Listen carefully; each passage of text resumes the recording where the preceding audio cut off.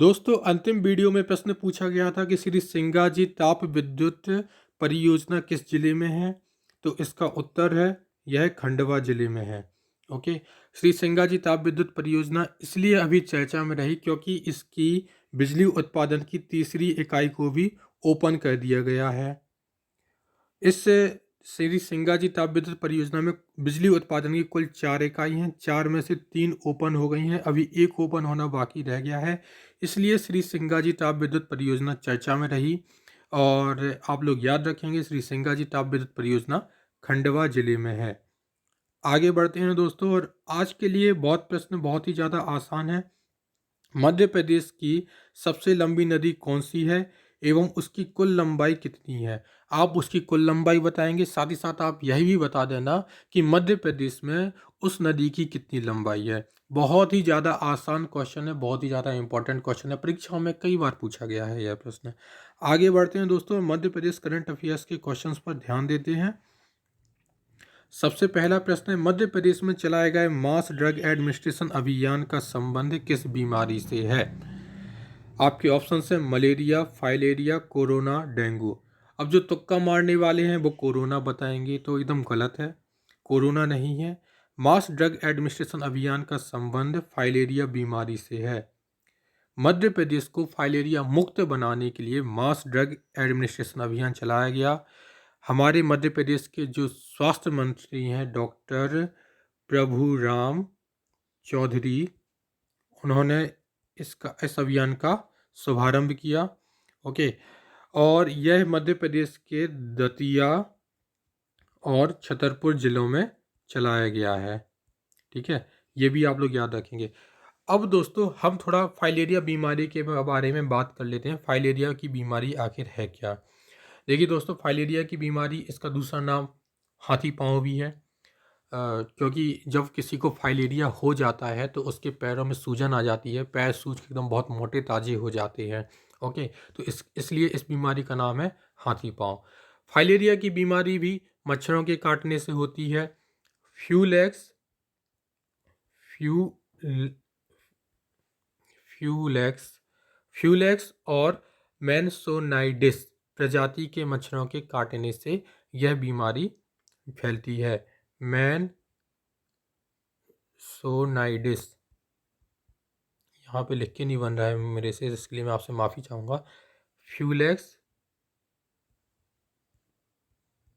फ्यूलेक्स और मैनसोनाइडिस, ये 2 प्रजाति के मच्छर होते हैं। इन मच्छरों के काटने से फाइलेरिया की बीमारी फैलती है। नेक्स्ट क्वेश्चन पर आते हैं दोस्तों। मध्य प्रदेश में किस नदी के किनारे गंगा दशहरा महोत्सव मनाया गया। ऑप्शंस हैं बेतवा, नर्मदा, चंबल और छिप्रा। तो इस प्रश्न का सही उत्तर है छिप्रा नदी के किनारे। छिप्रा नदी के जो रामघाट तट है, जो रामघाट है, वहाँ पर गंगा दशहरा महोत्सव मनाया गया। ओके। छिप्रा को मालवा की गंगा भी बोलते हैं। और छिप्रा का जो उद्गम स्थल है वह काकरी बड़री इंदौर है। और छिप्रा की जो सहायक नदी है वह है कान्ह नदी। कान्ह नदी के बारे में मैंने कल की वीडियो में मैंने आपको बताया था। कान्ह नदी का पुराना नाम है खान नदी, और कहीं कहीं कान्ह नदी का नाम आपको कान नदी भी मिलेगा। ओके। कान्ह नदी, कान्ह नदी और खान नदी, ये तीनों एक ही नदी के नाम है। ओके। और ये नदी छिप्रा नदी की सहायक नदी है। छिप्रा को मालवा की गंगा भी बोला जाता है। और इसका उद्गम स्थल काकरी बड़री पहाड़ियाँ इंदौर है। और इसी छिप्रा के रामघाट पर गंगा दशहरा महोत्सव मनाया गया है। ओके। अब आगे बढ़ते हैं, अगले क्वेश्चन पर आते हैं। लेकिन दोस्तों, कुछ दान पुण्य करते जाइए, वीडियो को लाइक करते जाइए, चैनल को सब्सक्राइब करते जाइए। आगे बढ़ते हैं दोस्तों। ये क्वेश्चन बहुत ज़्यादा इंपॉर्टेंट है। क्यों इंपॉर्टेंट है अभी आपको पता चलेगा। हिंदी में उत्कृष्ट कार्य के लिए, याद रखना दोस्तों, हिंदी में उत्कृष्ट कार्य के लिए किसे सम्मानित किया गया है। डॉक्टर सुधा चौहान, कवि श्री राज, लेखक यश वर्मा, प्रोफेसर लालचंद्र शर्मा। ओके। तो इस प्रश्न का सही उत्तर है डॉक्टर सुधा चौहान। डॉक्टर सुधा चौहान का संबंध इंदौर जिले से है। और साथ ही साथ जो डॉक्टर सुधा चौहान है, ये प्रसिद्ध कवयित्री श्री सुभद्रा कुमारी चौहान जी की पुत्री हैं। ओके, जो श्री आप सभी ने सुभद्रा कुमारी चौहान जी का नाम तो सुना ही होगा। इनकी पुत्री हैं डॉक्टर सुधा चौहान और इन्हें मिला है हिंदी में उत्कृष्ट कार्य के लिए सम्मानित किया गया है इन्हें। और डॉक्टर सुधा चौहान का संबंध इंदौर से है। सुभद्रा कुमारी चौहान का संबंध उत्तर प्रदेश के प्रयागराज से है। वहाँ वहाँ प्रयागराज में सुभद्रा कुमारी चौहान जी का जन्म हुआ था। बाकी डॉक्टर सुधा चौहान का संबंध इंदौर जिले से है। आगे बढ़ते हैं दोस्तों। अब देखते हैं दोस्तों, हिंदी सेवी सम्मान आ गया है। ठीक है, तो हिंदी सेवी सम्मान और हिंदी के क्षेत्र में उत्कृष्ट कार्य करने के लिए सम्मान अलग अलग हैं दोनों। हिंदी सेवी सम्मान किसे मिला है? अंतरा कावड़े, डॉक्टर सुधा चौहान, अजीत कुमार, पंडित सुखनंदन तिवारी। तो इस प्रश्न का सही उत्तर है हिंदी सेवी सम्मान मिल रहा है अंतरा कड़वड़े जी को। अंतरा कड़वड़े जी का संबंध भी इंदौर से ही है। ओके, तो हिंदी सेवी सम्मान मिला है अंतरा कड़वड़े जी को, इनका संबंध इंदौर से ही है। डॉक्टर सुधा चौहान का संबंध भी इंदौर से ही है और डॉक्टर सुधा चौहान को हिंदी में उत्कृष्ट कार्य करने के लिए सम्मानित किया गया है। और डॉक्टर सुधा चौहान सुभद्रा कुमारी चौहान जी की पुत्री है। ओके, कोई कन्फ्यूजन नहीं रहेगा, अब मैंने क्लियर कर दिया है। अगले प्रश्न पर आते हैं। बहुत ज़्यादा चर्चा में रहने वाला है यह प्रश्न। किस विश्वविद्यालय का नाम बदलकर शंकर शाह विश्वविद्यालय होगा? राजीव गांधी प्रौद्योगिकी विश्वविद्यालय RGPV, DAVV, छिंदवाड़ा विश्वविद्यालय और डॉक्टर हरि सिंह गौर यूनिवर्सिटी। तो इस प्रश्न का सही उत्तर है छिंदवाड़ा विश्वविद्यालय का नाम बदलकर कर दिया जाएगा शंकर शाह विश्वविद्यालय। ओके, छिंदवाड़ा विश्वविद्यालय की स्थापना 2019 में हुई। RGPV की स्थापना 1998 में हुई। DAVV की स्थापना 1964 में हुई और डॉक्टर हरि सिंह गौर यूनिवर्सिटी की स्थापना 1946 में हुई। ओके, आगे बढ़ते हैं दोस्तों। अगला प्रश्न देखते हैं। मध्य प्रदेश में एक जिला एक उत्पाद योजना की शुरुआत कब की गई? 1 अक्टूबर, 1 सितंबर, 1 नवंबर या फिर 15 नवंबर? तो इस प्रश्न का सही उत्तर है 1 नवंबर से मध्य प्रदेश में एक जिला एक उत्पाद योजना की शुरुआत की गई।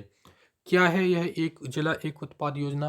देखिए दोस्तों, मध्य प्रदेश में जितने भी ज़िले हैं तो उन ज़िले में कुछ ना कुछ फेमस होता है। हर एक ज़िले में कुछ ना कुछ फेमस होता है। जैसे कि आप जबलपुर जाइए तो जबलपुर की भेड़ा घाट के किनारे आपको वो कुछ मूर्तियाँ दिखेंगी, बढ़िया बढ़िया संगमरमर की मूर्तियाँ बनी रहती हैं, शिव जी की शिवलिंग बने रहते हैं और भी अन्य मूर्तियाँ बनी रहती हैं, वो काफ़ी फेमस है।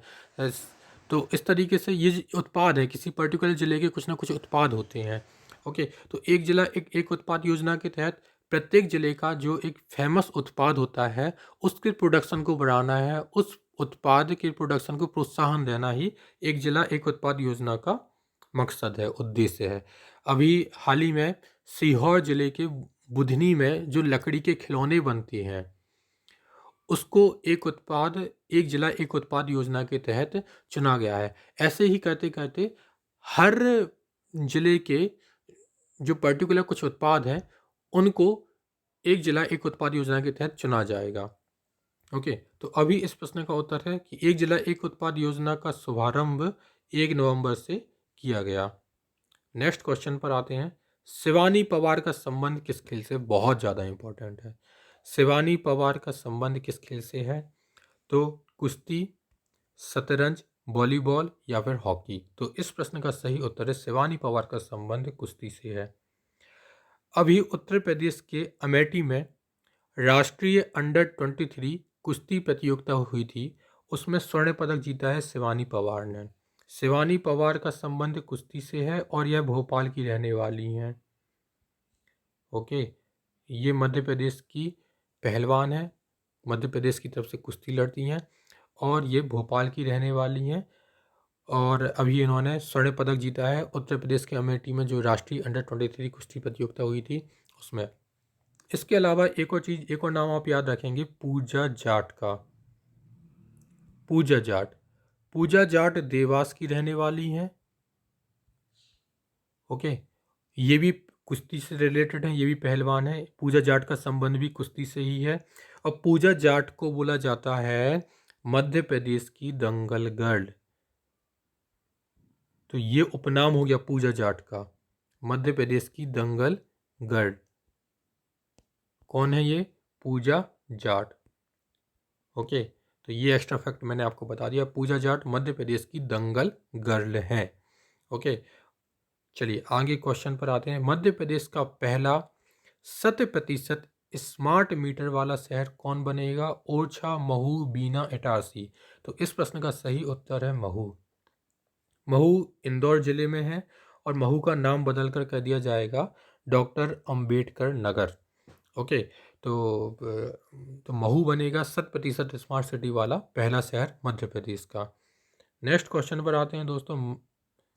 नेक्स्ट क्वेश्चन यह है, मुस्कान किरार का संबंध किस खेल से है? तो मुस्कान किरार का संबंध तीरंदाजी से है। ये कल की वीडियो में आपने देख लिया होगा। पंडित माधवराव सप्रे की कौन सी जयंती मनाई गई? तो 50वीं जयंती मनाई गई, 75वीं जयंती मनाई गई, 100वीं जयंती मनाई गई या फिर 150वीं जयंती मनाई गई? तो पंडित माधवराव सप्रे जी की 150वीं जयंती मनाई गई। कौन थे पंडित माधवराव सप्रे? पंडित माधवराव सप्रे साहित्यकार थे, साथ ही साथ ये स्वतंत्रता सेनानी भी थे।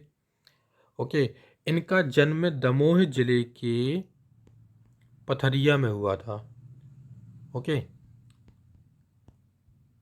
पंडित माधवराव सप्रे जी का जन्म दमोह जिले के पथरिया में हुआ था, 1871 में हुआ था। हालांकि इनका ये सन याद रखना जरूरी नहीं है, बस आपको इतना याद रखना जरूरी है, पंडित माधवराव सप्रे जी की हाल ही में 150वीं जयंती मनाई गई और इनका जन्म दमोह जिले के पथरिया में हुआ था, मध्य प्रदेश के दमोह जिले के पथरिया में हुआ था। पंडित माधवराव सप्रे स्वतंत्रता संग्राम सेनानी थे, साहित्यकार थे और इनकी एक और उपलब्धि ये है कि इनके नाम पर एक पंडित माधवराव सप्रे संग्रहालय है और यह संग्रहालय भोपाल में है।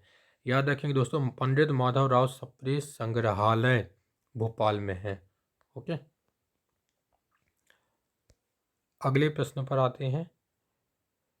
रिसर्च एक्सीलेंस अवार्ड से किसे सम्मानित किया गया है? तो रिसर्च एक्सीलेंस अवार्ड से डॉक्टर एन गणेश को सम्मानित किया गया है। डॉक्टर एन गणेश का संबंध भोपाल जिले से है।